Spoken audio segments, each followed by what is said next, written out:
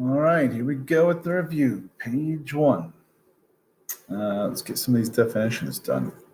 Transversal. A line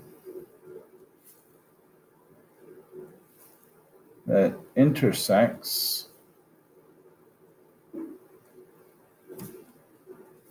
two or more other lines. So maybe you want to draw a little example. Here's the transversal here, intersecting two others. Perpendicular bisector. Line that intersects the segment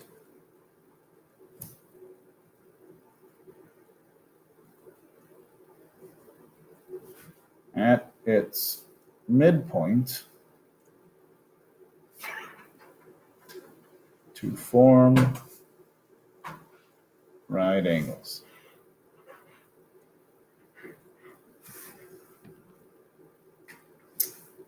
Slope is a measure of the steepness of a line. I might also include the formula. y2 minus y1 over x2 minus x1. Point slope form, y minus y1 equals the slope times x minus x1. We would need to know the slope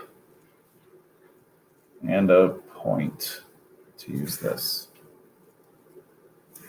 Slope-intercept, y equals mx plus b. We would need to know the slope and b, which is the y-intercept.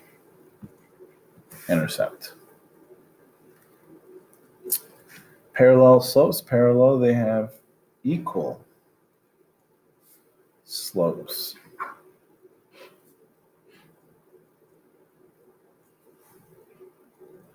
Perpendicular slopes are opposite reciprocals. That means if I know the slope, I can find the perpendicular slope by finding the opposite and flipping that slope. Next, draw an example of each of the following types of angle pairs and write the mathematical relationship between the two angles as long as the lines are parallel. So corresponding angles would be an example. So this angle in the top left position and here, corresponding angles are going to be congruent if the lines are parallel. And I'll use numbers this time. If I have two parallel lines, alternate interior angles would be like angles 1 and 2, and they're also going to be congruent. Alternate exterior angles, angles 3 and 4, as long as the lines are parallel, they would be congruent. Same side interior angles, here's an example of that. They would not be congruent necessarily. They would have to add up to 180 degrees. Remember, same side supplementary.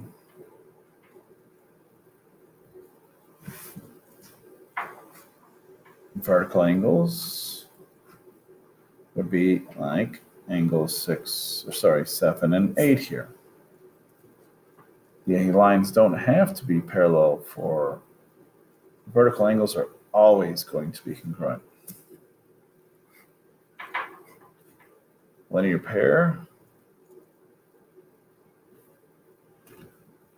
Angle 9 plus angle 10 will always add up to 180 degrees. There's page 1.